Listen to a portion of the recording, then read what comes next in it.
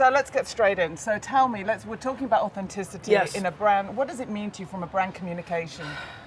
You know, this is an interesting question. I have for this world, a pretty left field point of view on this. And my point of view is that we need to achieve relevance. I'm looking at 11, 12, 13 faces right now, and what Pepsi or BMW or Coca-Cola or Facebook means to all these people is actually different. And so for me, authenticity gets very close to relevancy, because when you're a big brand, there are so many variables in your world. There's so many things that you're doing.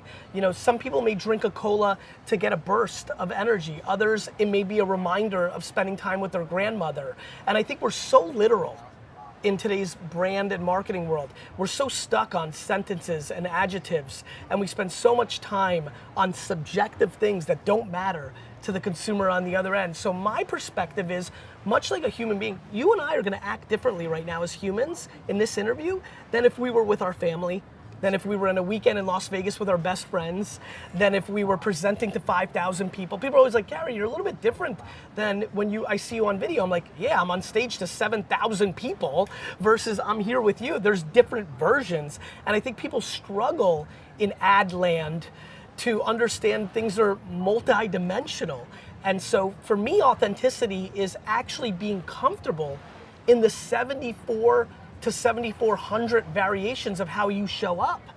And so I think that that human beings, executives, are limiting brands' ability to be authentic because they want it to be so literal and so safe and so PR'd and so approved by the queen bee that I think we live in a very non-authentic world. And I think the reason humans continue to scale in popularity is they're a focus group of the audience. They're an executive group of one. And I think one of the reasons real celebrities are struggling and have lost share is they do have PR people. They do have big deals with movie studios that they're scared of breaking. And so I think anyone who can actually show all the versions of themselves will win.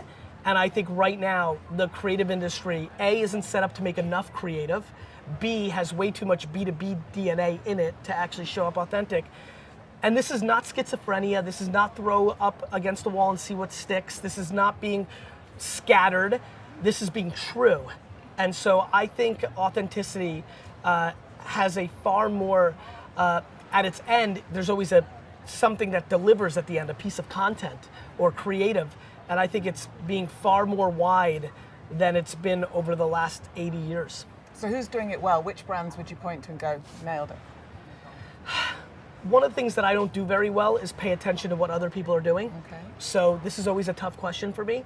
There is something that's, I thought Wendy's did a really good job over the last couple of years of engaging at scale, which then led to a voice that gave them a lot of freedom.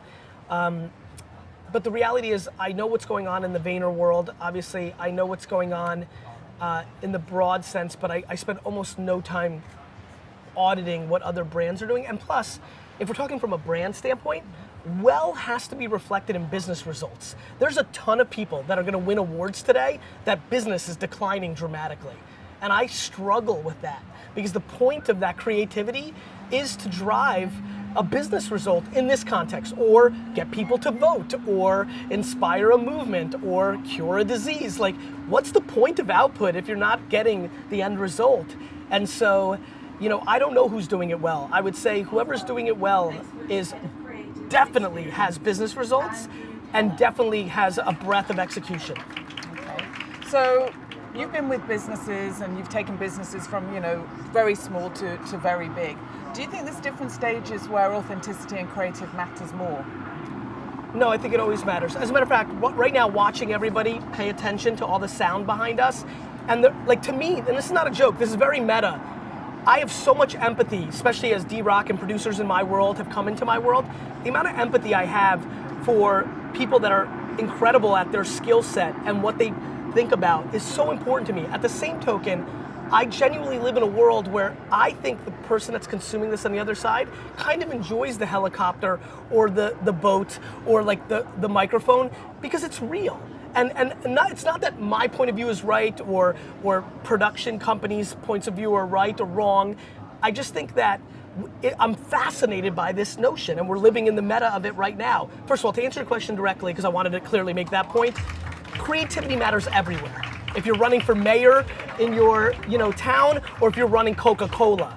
And I think if you look at what's happening, look, there's a lot of politicians I desperately don't agree with, but in their authenticity of being crappy, they get an audience. And I think we have to learn from that across the board.